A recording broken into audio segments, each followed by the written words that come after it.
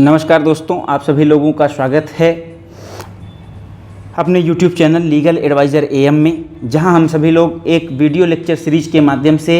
भारतीय न्याय संहिता 2023 जो कि आने वाले समय में भारतीय न्याय व्यवस्था में इंडियन पिनल कोड 1860 का स्थान लेगी के सीरियल सेक्शन वाइज डिस्कशन कर रहे हैं, जिसमें हमने पीछे धारा 38 तक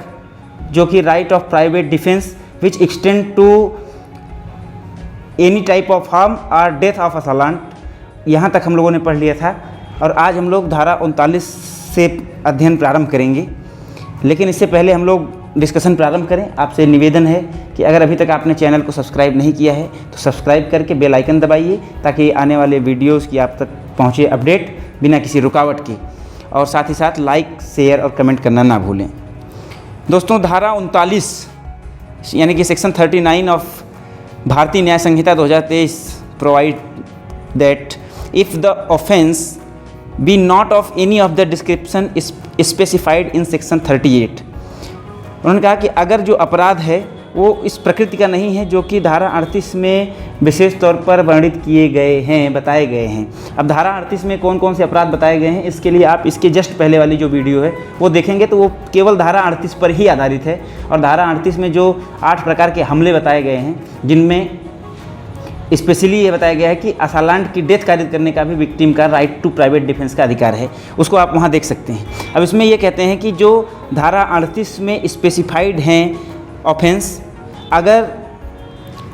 the right of private defence of the body does not extend to the voluntarily causing of death to the असेलेंट।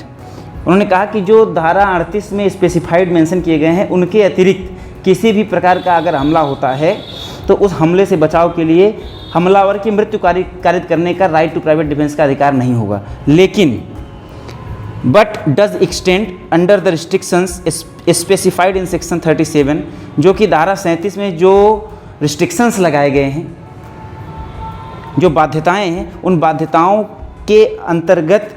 किसी भी व्यक्ति को किसी भी प्रकार का हार्म कारित करने का राइट टू प्राइवेट डिफेंस का अधिकार होगा। अगर धारा 38 में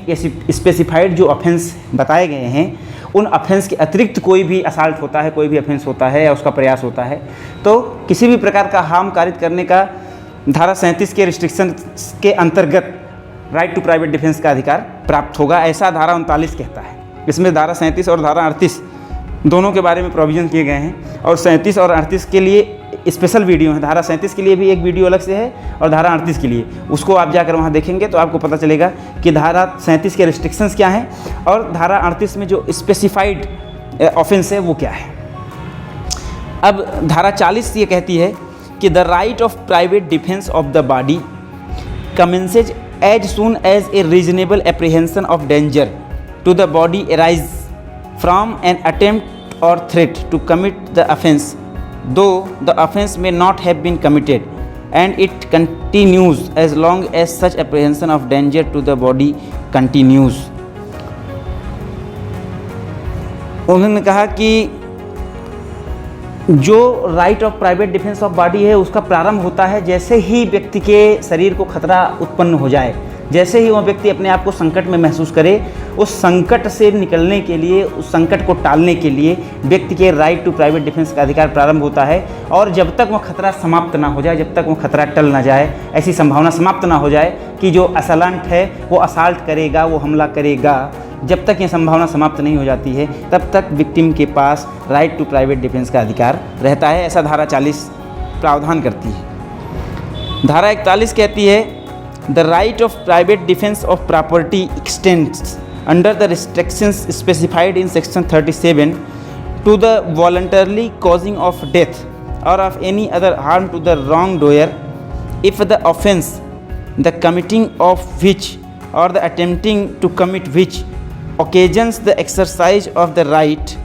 be an offense of any of description herein after enumerated namely। इन्होंने कहा कि जो धारा 37 के अंतर्गत रिस्ट्रिक्शंस हैं, उनको उनके अंतर्गत जो right to private defence of property है, वह गलत करने वाले की जो रॉन्ग डोयर है उसकी मृत्यु कारित करने अथवा उसको किसी भी प्रकार की उपहति, किसी भी प्रकार का हार्म, नुकसान पहुंचाने तक बढ़ती है, उस स्थिति में जो नीचे दिए गए हैं अगर उस प्रकार के वो अपराध करता है या करने का प्रयास करता है। अब देखिए नीचे क्या क्या दिए गए हैं, उसको देखते हैं हम लोग। पहला, रॉबरी। अगर लूट करते हैं, संपत्ति की लूट करने के आशय से उसका लूट करने का प्रयास करते हैं अथवा लूट करने के लिए इन्वॉल्व होते हैं, लूट करते हैं, तो ऐसी स्थिति में जो रॉन्ग डूयर है उसको जान से मारा जा सकता है अथवा उसको किसी भी प्रकार की हानि पहुंचाई जा सकती है उसके द्वारा जिसके घर में ऐसी रॉबरी हो रही है या जिसकी संपत्ति से रॉबरी हो रही है। दूसरा, house breaking after sunset and before sunrise. किसी के घर को तोड़ना कब? सूर्य अस्त के पश्चात और सूर्योदय के पहले, अर्थात रात्रि के समय। रात्रि गृह विच्छेदन एक शब्द है। रात्रि में किसी के घर को तोड़ना, पीछे से, आगे से, कहीं से उसके घर को तोड़ना। अगर ऐसा अपराध करते हुए इसका प्रयास कोई कर रहा है या ऐसा अपराध कर रहा है या कर चुका है, उस स्थिति में भी ऐसे अपराध से बचने के लिए जो रॉन्ग डूयर है उसको जान से भी मारा जा सकता है, अथवा मतलब अगर अपने आप के बचाव में या अपनी संपत्ति के बचाव में संपत्ति के मालिक के द्वारा अथवा विक्टिम के द्वारा ऐसा कोई हमला किया जाता है जिससे रॉन्ग डूयर की मृत्यु हो जाए तो वह अपराध की श्रेणी में नहीं आएगा। मिसचिफ बाय फायर और any explosive substances committed on any building, tent और vessel which building, tent or vessel is used as human dwelling or as place for the custody of property। कहा कि mischief by fire or any explosive substances, किसी भी आग के द्वारा अथवा किसी जो विस्फोटक सामग्री है उसके द्वारा कोई मिस्चीफ कहाँ करना? किसी बिल्डिंग में, किसी टेंट में या किसी तंबू में। और वो किस लिए प्रयोग किया जा रहा हो? यह ह्यूमन ड्वेलिंग, मानव के रहने के लिए, अथवा और as a place for the custody of property, अथवा किसी प्रॉपर्टी की कस्टडी के लिए वह प्रयोग किया गया हो और उसको जलाने के लिए या उसको नुकसान करने के लिए। अगर इस प्रकार से कोई व्यक्ति आग का प्रयोग करता है या एक्सप्लोजिव सब्सटेंसेस का प्रयोग करता है या करने का प्रयास करता है तो ऐसे व्यक्ति को ऐसे हार्म से रोकने के लिए अगर उसके ऊपर हमला किया जाता है और ऐसे हमले में वह मर जाता है या वह किसी भी प्रकार से उसको हानि होती है तो जो मारने वाला व्यक्ति है वह धारा 41 के प्रावधानों के अंतर्गत किसी भी ऑफेंस के लिए लायबल नहीं होगा। चौथा है थेफ्ट, मिसचीफ और house trespass under such circumstances as may reasonably cause apprehension that death or grievous hurt will be the consequence if such right of private defense is not exercised। उन्होंने कहा कि चोरी, mischief अथवा house trespass, किसी के घर में इनलीगली प्रवेश करना, और वहाँ अगर ऐसी परिस्थिति बन जाती है उस चोरी के दौरान या हाउस ट्रेसपास के दौरान या मिसचीफ के दौरान जहाँ पर यह विश्वास करने का कारण हो जाए कि अगर वह व्यक्ति जिसके घर में चोरी हो रही है अगर वह चोर को न मारता तो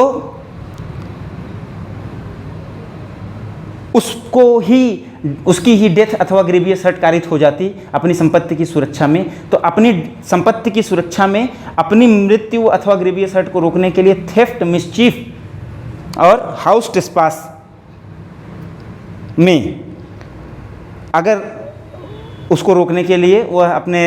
राइट ऑफ प्राइवेट डिफेंस की एक्सरसाइज में उसकी मृत्यु कारित करता है या उसको घोर उपहति कारित करता है तो वह किसी भी अपराध के लिए लायबल नहीं होगा। कहने का मतलब ये है कि अगर कोई व्यक्ति किसी के घर में चोरी करने घुसता है, हाउस ट्रेसपास करता है या मिसचीफ करता है और ऐसा उसको रोकने के लिए सामने वाला व्यक्ति उसके पास जाता है और वह व्यक्ति ऐसा कोई प्रहार करता है या उसके हाथ में ऐसा कोई अस्त्र है, बंदूक है, तलवार है, भाला है जिससे सामने वाले की मौत कारित हो सकती है और वह व्यक्ति हमला करने के लिए उद्यत है, तो ऐसे व्यक्ति से बचाव के लिए, अपनी संपत्ति और बॉडी दोनों की बचाव के लिए उस व्यक्ति को जान से भी मारा जा सकता है अथवा किसी ऐसी उपहति कारित की जा सकती है जिससे अपनी सुरक्षा की जा सके और संपत्ति की सुरक्षा की जा सके। तो ये था right of private defence of property, कब जो है वह किसी की मृत्यु कारित करने और किसी को ग्रीवियस हर्ट कारित करने तक एक्सटेंड होती है, यह उसका प्रावधान किया गया था धारा 41 में। अब धारा 42 में जो प्रावधान है वो अगले वीडियो में हम लोग कंटिन्यू करेंगे। तब तक के लिए हमें विदा करिए, नमस्कार। अगले वीडियो में फिर मिलेंगे और फिर से निवेदन, लाइक, शेयर, सब्सक्राइब, कमेंट अवश्य करें। धन्यवाद।